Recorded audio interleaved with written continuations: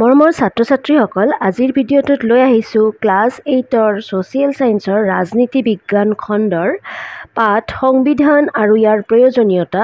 এই পাঠটোৰ ভিতৰত থকা খুব ইম্পৰ্টেণ্ট পইণ্টসমূহৰ ওপৰত এই ভিডিঅ'টোৰ জৰিয়তে আলোচনা কৰা হ'ব আৰু ইয়ে তোমালোকক পৰীক্ষাত উপকৃত হ'ব বুলি মই ভাবোঁ। আৰু ভিডিঅ'টোত যদি কিবা বুজি নোপোৱা থাকে, ক্লাছটোত যদি কিবা বুজি নোপোৱা থাকে, তেনেহ'লে তোমালোকে তলত নিশ্চয়কৈ কমেণ্ট কৰিবা আৰু ভিডিঅ'টো ভাল লাগিলে লাইক, শ্বেয়াৰ আৰু চেনেলটো ছাবস্ক্ৰাইব কৰিবা দেই। এতিয়া আহাচোন আমি পাঠটোলৈ গৈ আছোঁ। সংবিধানৰ প্ৰয়োজনীয়তা বুলি কোৱাৰ লগে লগে আমাৰ কিন্তু এটা মনত প্ৰশ্ন হয় যে একচুৱেলি সংবিধান মানেনো কি হয়।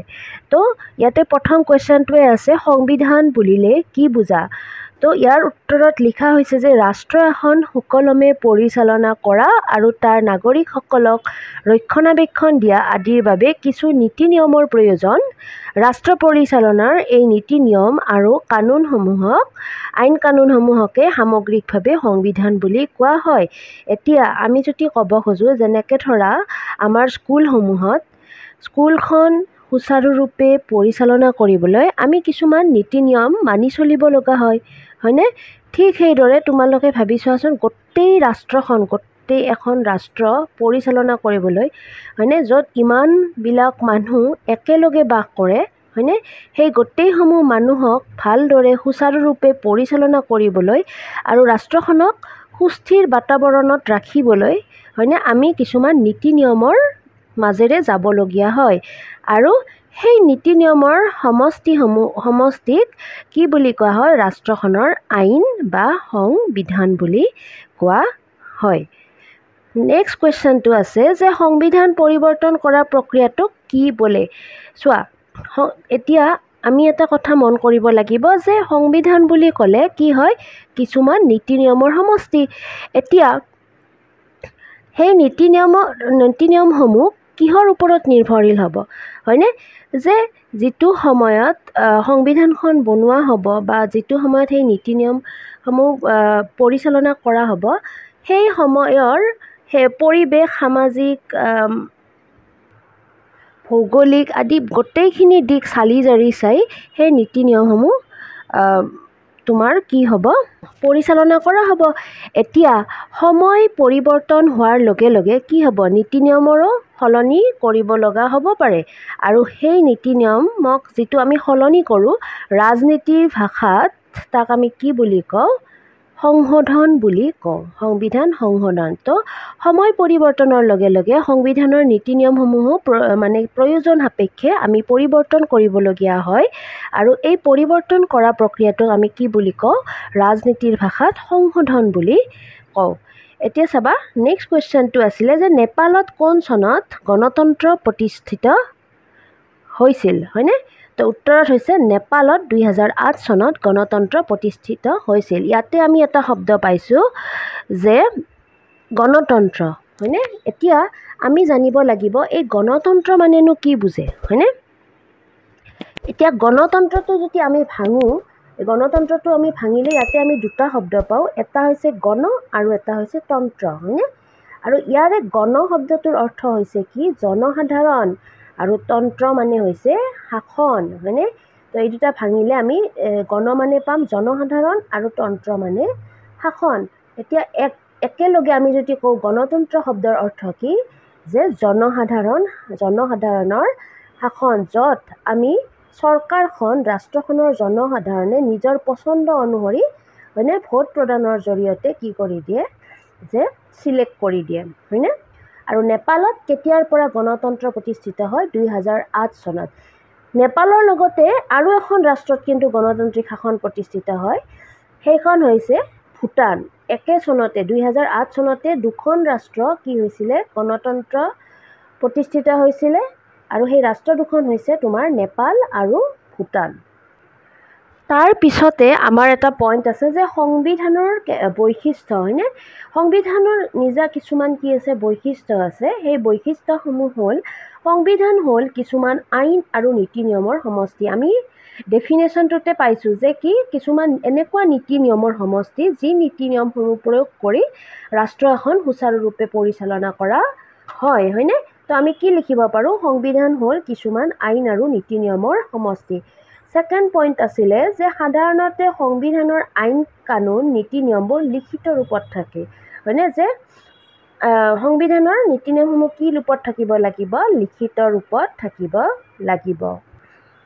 তাৰপিছত চাবা, সংবিধানে চৰকাৰৰ বিভিন্ন বিভাগৰ মাজত সম্পৰ্ক নিৰ্ধাৰণ কৰে।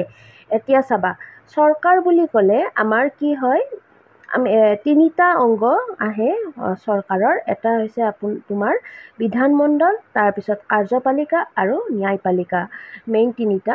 তো চোৱা, সংবিধানত কি থাকে, ৰাষ্ট্ৰ এখনৰ নিয়ম কানুন থাকে। গতিকে সংবিধানখন কি, ৰাষ্ট্ৰ এখনৰ আইন, সৰ্বোচ্চ আইন, হয়নে? গতিকে সংবিধানত কি থাকিব, সেই ৰাষ্ট্ৰৰ চৰকাৰখনৰ ভাগসমূহৰ মাজত এটা মানে কি সম্পৰ্ক ৰক্ষা কৰি চলে সংবিধানে। তাৰপিছত আছে, সংবিধানে নাগৰিকৰ অধিকাৰক ৰক্ষণাবেক্ষণ দিয়ে আৰু কৰ্তব্যসমূহ প্ৰদান কৰে। চোৱা, দেশৰ নাগৰিকসকলক কি কৰিছে, সংবিধানে কিছুমান অধিকাৰ প্ৰদান কৰিছে। তাৰ লগতে ৰাষ্ট্ৰখনৰ প্ৰতি আমাৰ কিছুমান কৰ্তব্যও আছে, যিটো আমি কৰিব লাগে, হয়নে? যিটোৱে কাই ৰক্ষণাবেক্ষণ দিয়ে, অধিকাৰ আৰু কৰ্তব্যসমূহক ৰাষ্ট্ৰখনৰ সংবিধানে। এতিয়া চোৱা, আৰু এটা মষ্ট ইম্পৰ্টেণ্ট পইণ্ট, যে সংবিধান পৰিৱৰ্তনশীল। তাৰমানে কি, আমি অলপ আগতে কৈ উঠিছিলোঁ যে সময় পৰিৱৰ্তনৰ লগে লগে, হয়নে, সময়ৰ লগত খাপ খোৱাকৈ নীতি নিয়মসমূহ কেতিয়াবা আমি সলনি কৰিবলগীয়া হয়, হয়নে? গতিকে কি হয়, সংবিধানখন সময় সাপেক্ষে কি কৰিব লাগে, আমি পৰিৱৰ্তন কৰিব লাগে, চেঞ্জ কৰিব লাগে। সেইকাৰণে কি কৈছে, সংবিধানখন কি পৰিৱৰ্তনশীল। এতিয়া আমাৰ আহিল সংবিধানৰ প্ৰকাৰ, হয়নে? সংবিধানৰ প্ৰকাৰ বুলি কওঁতে আমাৰ কি লিখিত আৰু অলিখিত সংবিধান, আৰু কি আছে নমনীয় আৰু অনমনীয় সংবিধান। এতিয়া লিখিত আৰু অলিখিত সংবিধানৰ আমাৰ পাৰ্থক্য আহে পৰীক্ষাত, আৰু নমনীয় আৰু অনমনীয় সংবিধানৰ মাজতো পাৰ্থক্য কিছুমান আমি দেখিবলৈ পাওঁ। পাৰ্থক্যৰ মাজেদি আমি লিখিত সংবিধাননো কাক বোলে, অলিখিত সংবিধাননো কাক বোলে, সেই বিষয়ে আলোচনা কৰিম। এতিয়া চোৱা, ফাৰ্ষ্ট পাৰ্থক্যটো আছিলে যে লিখিত সংবিধানসমূহ লিখিত ৰূপত থাকে, আনহাতে অলিখিত সংবিধানসমূহ লিখিত ৰূপত নাথাকে। তাৰমানে আমি কি গম পালোঁ, যিবিলাক সংবিধান কি থাকিব, লিখিত আকাৰত থাকিব, সেই সংবিধানসমূহক কি বুলি কয়, লিখিত সংবিধান বুলি কোৱা হয়। আৰু যোনবোৰ সংবিধান লিখিত আকাৰত নাথাকে, সেই সংবিধানবিলাকক কি বুলি কোৱা হয়, অলিখিত সংবিধান বুলি কোৱা হয়। তাৰপিছত লিখিত সংবিধানসমূহ কি স্পষ্ট আৰু নিৰ্দিষ্ট, মানে যিহেতু লিখিত সংবিধানসমূহ কি হ'ব, যে লিখা থাকিব, হয়নে? গতিকে সেই সংবিধানৰ নীতি নিয়মসমূহ সদায় কি হ'ব, স্পষ্ট আৰু কি হ'ব, নিৰ্দিষ্ট হ'ব। আনহাতে অলিখিত যোনবিলাক সংবিধান থাকে, বিভিন্ন সময়ত প্ৰচলিত প্ৰথা, পদ্ধতি, ৰীতি নীতি, ঐতিহ্য, পৰম্পৰাৰ ওপৰত নিৰ্ভৰ কৰি অলিখিত সংবিধান সৃষ্টি হৈছে। অলিখিত সংবিধানসমূহ কি বিভিন্ন সময়ত চলি অহা প্ৰথা, পদ্ধতি, ৰীতি নীতিৰ ওপৰত নিৰ্ভৰ কৰিহে অলিখিত সংবিধানসমূহ সৃষ্টি হৈছে। এতিয়া আহিল নমনীয় সংবিধান আৰু অনমনীয় সংবিধানৰ মাজৰ পাৰ্থক্য, হয়নে? চাবা, নমনীয় সংবিধান সহজে সংশোধন কৰিব পাৰি, কিন্তু অনমনীয় সংবিধান সহজে সংশোধন কৰিব নোৱাৰি। সংবিধানৰ সংশোধন পদ্ধতি অতি জটিল। এতিয়া নমনীয় সংবিধান আমি কাক ক'ম, যোনবিলাক সংবিধান অতি সহজতে সংশোধন কৰিব পৰা যায়। সংশোধন মানে কি আছিলে, পৰিৱৰ্তন। অলপ আগতে আমি পাইছিলোঁ যে যোনবিলাক সংবিধান অতি সহজতে পৰিৱৰ্তন কৰিব পাৰি, সংশোধন কৰিব পাৰি, এনেকুৱা সংবিধানসমূহ কি হৈছে নমনীয় সংবিধান। আৰু যোনবিলাক সংবিধান তোমাৰ কি অতি সহজতে সংশোধন কৰিব নোৱাৰি, এই সংবিধানসমূহ কি হৈছে অনমনীয় সংবিধান।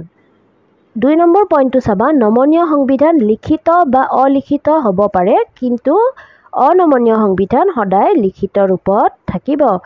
চোৱা, নমনীয় সংবিধানসমূহ কি থাকিব, লিখিত বা অলিখিত দুয়োটা ৰূপতে থাকিব পাৰে, কিন্তু যোনবিলাক সংবিধান অনমনীয়, সেই সংবিধানসমূহ কিন্তু কি সদায় লিখিত ৰূপতহে আমি পাওঁ। এতিয়া লিখিত সংবিধাননো আমি ক'ত পাওঁ হয়নে? কোনবিলাক ৰাষ্ট্ৰৰ সংবিধান লিখিত হয়নে? চোৱা, ভাৰত, আমেৰিকা যুক্তৰাষ্ট্ৰ, ৰাছিয়া আৰু বহুত আছে। ইয়াতে কেৱল 3খনৰ নামহে দিয়া আছে।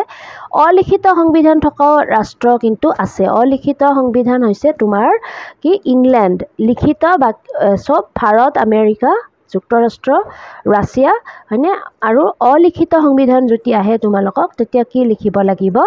ইংলেণ্ড লিখিব লাগিব। এতিয়া চাবা, গণতান্ত্ৰিক ৰাষ্ট্ৰত সংবিধানৰ প্ৰয়োজন আছে। গণতান্ত্ৰিক ৰাষ্ট্ৰত সংবিধানৰ কিয় প্ৰয়োজন হয়নে? যুক্তিসহ আলোচনা কৰা। গণতান্ত্ৰিক ৰাষ্ট্ৰ এখনত সংবিধানৰ যথেষ্ট প্ৰয়োজনীয়তা আছে। ৰাষ্ট্ৰ এখনত বিভিন্ন সম্প্ৰদায়, জাতি, উপজাতি আৰু ভাষা সংস্কৃতিৰ মানুহ একেলগে বাস কৰে। ভিন্নতা থাকিলেও ৰাষ্ট্ৰখন সুকলমে পৰিচালনা কৰিবৰ বাবে সেই ৰাষ্ট্ৰৰ সংবিধানৰ সহায় লোৱা হয়। যে কি হয়, যে যোনবিলাক গণতান্ত্ৰিক ৰাষ্ট্ৰ আছে, গণতান্ত্ৰিক ৰাষ্ট্ৰত বিভিন্ন সম্প্ৰদায়, বিভিন্ন জাতি, উপজাতিৰ মানুহ একেলগে বাস কৰে হয়নে? কিন্তু সেই ভিন্নতা থাকিলেও কিন্তু কি হয়, ৰাষ্ট্ৰ এখন সুকলমে পৰিচালনা কৰিবৰ কাৰণে সেই ৰাষ্ট্ৰৰ সংবিধানখনৰ সহায় লোৱা হয়। যদিও বিভিন্ন জাতি, উপজাতিৰ মানুহ একেলগে বাস কৰে, সেই গোটেইখিনি মানুহক একেলগ কৰি লৈ হয়নে আগুৱাই নিয়াত কাই সহায় কৰে? সংবিধানে সহায় কৰে।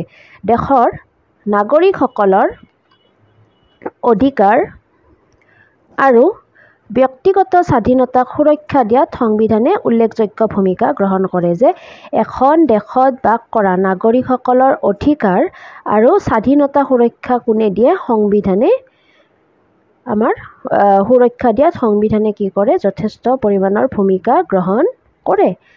নেক্সট আহিলে, এখন গণতান্ত্ৰিক দেশৰ শাসন ব্যৱস্থাত নাগৰিকে প্ৰত্যক্ষ বা পৰোক্ষভাৱে তেওঁৰ পচন্দৰ নেতাক নিৰ্বাচন কৰি চৰকাৰ পৰিচালনা কৰাৰ দায়িত্ব সংবিধানে প্ৰদান কৰে। গণতান্ত্ৰিক ৰাষ্ট্ৰত কি কৈছিল? গণতন্ত্ৰ শব্দৰ অৰ্থ কি? জনসাধাৰণৰ শাসন হয়নে? জনসাধাৰণে নিজৰ নেতাজনক পচন্দভাৱে নিজৰ পচন্দ মতে ভোট প্ৰদান কৰি বাছি দিব হয়নে? আৰু সেই ভোট প্ৰদান পৰোক্ষভাৱেও হ'ব পাৰে, প্ৰত্যক্ষভাৱেও হ'ব পাৰে হয়নে? আৰু এই প্ৰচেছটো কৰাত আমাক কোনে সহায় কৰে? চৰকাৰ পৰিচালনা কৰাত কোনে সহায় কৰে? আমাৰ সংবিধানে সহায় কৰে। সংবিধানে চৰকাৰৰ ক্ষমতাও নিয়ন্ত্ৰণ কৰে। চৰকাৰৰ বিভিন্ন বিভাগৰ কাম আৰু ক্ষমতা থিৰাং কৰাৰ লগতে কোন বিভাগে কি ক্ষমতা প্ৰয়োগ কৰিব সেয়াও নিশ্চিত কৰে। সংবিধানে কি কৰে? চৰকাৰৰ প্ৰত্যেকটো বিভাগকে কামসমূহ ভগাই দিয়ে হয়নে? ভগাই দিয়া আছে, সংবিধানত উল্লেখ আছে। তো যাতে এইটো কিয় কৰে? যাতে ৰাষ্ট্ৰখন পৰিচালনাত কোনো ধৰণৰ বেমেজালিৰ সৃষ্টি নহয় হয়নে? এতিয়া নেক্সট পইণ্টত আহিল যে চৰকাৰ হয়নে? চৰকাৰ শব্দটো আমি বাৰে বাৰে পাই আছোঁ। কি বস্তুক লৈনো চৰকাৰখন গঠিত হয়নে? চৰকাৰৰ 3টা অংগ আছে। সেই 3টা অলপ আগতে কৈছিলোঁ, বিধানমণ্ডল, কাৰ্যপালিকা আৰু ন্যায়পালিকা হয়নে? এতিয়া ইয়াতে প্ৰশ্ন হয় যে মেম বিধানমণ্ডলনো কি? বিধানমণ্ডলৰ কামনো কি? কাৰ্যপালিকাৰ কামনো কি? ন্যায়পালিকাৰ কামনো কি? এতিয়া বিধানমণ্ডলে কি কৰিব? ৰাষ্ট্ৰ পৰিচালনাৰ বাবে অত্যাৱশ্যকীয় আইন প্ৰণয়ন কৰিব হয়নে? হয়নে? আইন প্ৰণয়ন কোনে কৰিব? আমাৰ বিধানমণ্ডল। কাৰ্যপালিকাই কি কৰিব? বিধানমণ্ডলে প্ৰণয়ন কৰা আইনসমূহ কাৰ্যকৰী কৰে হয়নে? যোনবিলাক আইন বিধানমণ্ডলে প্ৰণয়ন কৰিব, সেই আইনসমূহ কোনে কাৰ্যকৰী কৰিব? কাৰ্যপালিকা। ন্যায়পালিকাই কি কৰিব? বিধানমণ্ডলে প্ৰণয়ন কৰা আইনসমূহ সংবিধানসন্মত হৈছে নে নাই তাক চাই আৰু বিচাৰ ব্যৱস্থা পৰিচালনা কৰে। যে বিধানমণ্ডলে যোনবিলাক আইন প্ৰণয়ন কৰিছে, সেই আইনসমূহ কিমানলৈ আইনসংগত হয়নে? ন্যায়সংগত হয়নে? সেইটো কোনে চাব? ন্যায়পালিকাই চাব। কিমান ন্যায়সংগত হয়নে? এতিয়া আহিল শুদ্ধ উত্তৰটো বাছি উলিওৱা। এইটো তোমালোকৰ অনুশীলনীৰ পৰাই লোৱা হৈছে। ইংলেণ্ডৰ সংবিধান লিখিত / অলিখিত। অলপ আগতে কৈছিলোঁ যে ইংলেণ্ডৰ সংবিধানখন কি? অলিখিত সংবিধান। ভাৰতৰ সংবিধান অনমনীয়, নমনীয় আৰু অনমনীয়ৰ সংমিশ্ৰণ। যে ভাৰতীয় সংবিধানখন কি? নমনীয় আৰু অনমনীয়ৰ সংমিশ্ৰণ। মানে ভাৰতৰ যিখন সংবিধান আছে, সেই সংবিধানৰ কিছুমান আইন নীতি নিয়ম আমি অতি সহজতে সংশোধন কৰিব পাৰোঁ আৰু কিছুমান নীতি নিয়ম আমি সহজ প্ৰক্ৰিয়াৰে সংশোধন কৰিব নোৱাৰোঁ। তাৰ পিছত আহিল কাৰ্যপালিকাই বিধানমণ্ডলে ন্যায়পালিকাই দেশৰ আইনসমূহ প্ৰস্তুত কৰে। অলপ আগতে পঢ়িছোঁ দেশৰ আইন কোনে প্ৰস্তুত কৰে? দেশৰ আইন ন্যায়পালিকাই নহয় দেই, ইয়াতে ন্যায়পালিকাত চিন দিয়া আছে, এইটো নহয়। আইন প্ৰস্তুত কৰে বিধানমণ্ডলে। আইন প্ৰস্তুত কোনে কৰে? দেশ এখনৰ আইন প্ৰস্তুত কৰে বিধানমণ্ডলে। তো এইখিনি আছিলে সংবিধানৰ ওপৰত এটা স্থূলমূল আভাস। গতিকে তোমালোকে ভালদৰে ভিডিঅ'টো চাবা, বুজি নাপালে বাৰে বাৰে চাবা, আৰু তাৰ পিছতো যদি কিবা বুজি নোপোৱা নিশ্চয়কৈ তলত কমেণ্ট কৰিবা, আৰু ভিডিঅ'টো ভাল লাগিলে লাইক শ্বেয়াৰ কমেণ্ট নিশ্চয় কৰিবা, আৰু চেনেলটো ছাবস্ক্ৰাইব কৰিবলৈ নাপাহৰিবা। আজিলৈ ইমানেই, বাই বাই, টেক কেয়াৰ।